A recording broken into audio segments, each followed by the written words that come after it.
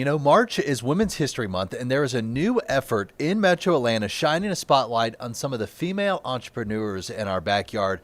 Joining us this morning is Tara Washington. She is Marketing and Communications Director at DeKalb to tell us more about this new initiative. Tara, good morning. Great to see you. Good morning. Thanks so much for having me. That was a good intro. I Did love you it. like that? I love that. All right. Well, all credit to Reams. There you go, Reams. Thanks, Reams. So let's start with the big picture here.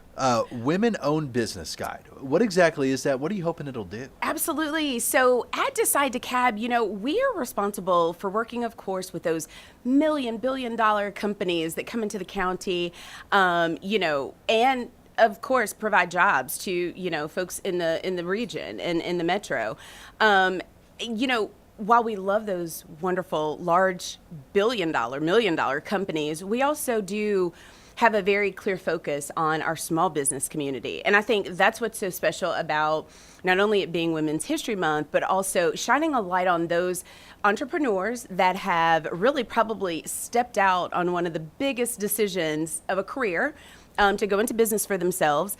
And we are literally just shining a light on them. And, the state of Georgia actually just released some stats a couple of months ago regarding just how many entrepreneurs we have. And so when you really break things down, Georgia ranks number 5. Okay. In businesses, in small businesses. And then we estimate that there's probably about 40,000 that are within the metro. And so with this guide, we are tapping specifically into women. We know that women are, by all data and research, they're starting businesses more. They certainly are, pulling all of their resources together to make it a successful go. And then you have to think about the exposure and the opportunity to really delve into what it is they're doing. And because as a small business owner, they probably don't want to stay small, right? And so the exposure, the amplification of what they do, and then what they also give back to the community is paramount. And so at DeKalb, we have just really maintained this level of, I would say, intentionality with how we're looking at our entrepreneurs. We kicked off, I'll just say this, we also kicked off with the Black Business Guide actually it was 2 years ago, back in 2024, and this is kind of our extension of the guide. So what kind of response did you see from the Black Business Guide? And was that the first time you ever tried something like that? Yes. And through the roof, people in California some kind of way found out about this guide. It was hugely successful. And so when you break down some of those barriers of what are some of those various ways in which small businesses can thrive, and not just thrive, but how can they, these are typically our neighbors. These are folks that they've really invested in the community that they have decided to, grow, expand in a lot of cases, and we want to be there to support them all the way. So we are super excited to be curating this guide. How can folks out there watching, maybe they're a small business owner, they want to be included in the Absolutely. guide? What can they do? Is it too late? It is not too late. We're taking submissions for this first round through the end of the month, celebrating all things women. We want to make sure that we're giving folks ample time, but all we're asking is that you be based in DeKalb County, that you have a business license, some form of social media, and then you have a website. How many small business owners in DeKalb County? So we estimate that there are roughly 5,000, and that's inclusive brick and mortar. That's your startups, solopreneurs, folks that have just kind of they don't have a physical location. Working from home. Exactly, working from home. That sort. We include that as well. I think the most important takeaway is that we are literally just trying to shine a light on all of the really great resources that are available. And so to submit your business, you simply go to decidedekab.com. It's bright, bold, front of page, and you click and you give us your information. There are some dire forecasts out there talking about what artificial intelligence is going to do to white-collar careers over the coming years. I mean, I've seen some figures thrown out there like we could be looking at a 20% unemployment rate, which means a lot of people likely going to have to go out on that limb, maybe start their own business. Sure. How is DeKalb County going to set itself apart as being small business friendly? That's right. You know, one of the things that I've really tried to kind of lean into all things AI, just for my own edification and for, you know, being in marketing, working really closely with comms and PR. I have actually learned that it's not AI that's going to take jobs. It's if you don't know how to use AI that is going to leave you in the past. And so for whatever reason and for whatever industry someone is even considering going into, I think that AI is actually like, you know, it's almost like the assistant, you know. It's that tool in the back pocket that you can count on, you know, to perhaps help your business, right? I think instead of looking at it as if it's going to take something, I think it's really enhancing and adding to.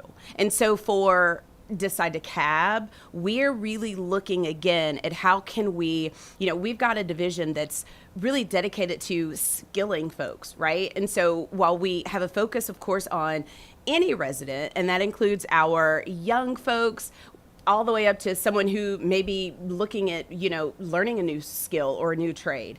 We work really closely. We've got some amazing partners in, let's see, Georgia Piedmont Technical College. We have Workforce DeKalb, who all help in this work, right? And so to my point earlier about when a company comes into the county, we want to make sure that, you know, that the job that is required or needed, that we can get those folks trained. And so again, there's certain things, again, tasks that AI can't do. They can tell you how to do it, but they can't do it themselves. And so that's why I feel like if you are, you know, interested in even pursuing something of a entrepreneurial kind of spirit, I think it's so crucial that you learn that AI piece. That is very important, no doubt about it. Well, let's talk about being intentional when it comes to supporting Absolutely. these small businesses, which I think in this day and age, you have to be intentional about it.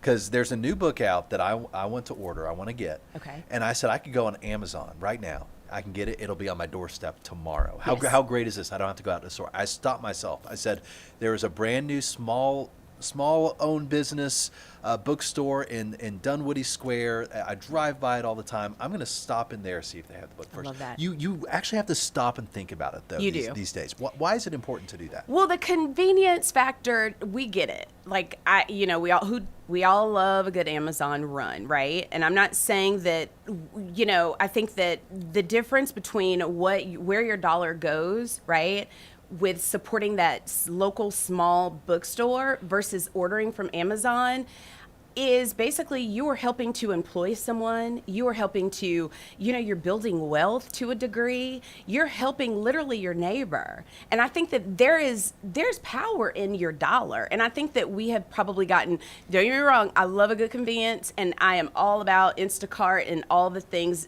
you know, especially when you're busy and you're moving. Yeah. But like you said, when you stop yourself and you think, like, wait a minute, you know, that's my person. Like, I know them. Right. And then it's about forming that relationship, you know, and that's, to me, that's the real beauty of what this work from an economic development perspective is. You don't know who you're touching, but we know that it's all in response to giving back to the greater community.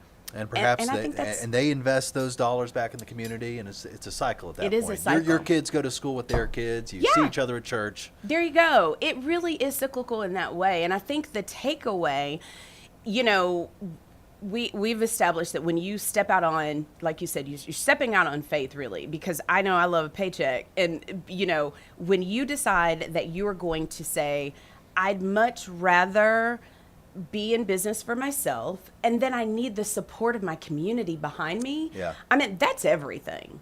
That's everything. Well, I've enjoyed getting off on this tangent with you, Tara. Yes. But finally, where can folks go if they want to access this guide? Absolutely. So again, Decide DeKalb to submit your information. Yep. DecideDeKalb.com is where you can, you know, reach out to the team and let us know what you're doing. We love to amplify on our socials about, you know, all of the really great entrepreneurs and small businesses that are doing work on our social media platforms. And you know, I have to say this. I think that Decide DeKalb has really, you know, we've got a really great track record of partnership. You just mentioned it, partnership, collaboration. We move in intentionality. And I think because of that, we're so successful. And, the sky's the limit. We want to help as many small business owners as we can in DeKalb County. And I'm excited about it. I'm excited. You got me hyped about it too. There you go. Tara Washington, thank you so much for your time. All right. Great seeing you. Thanks for You coming as in. well. Absolutely.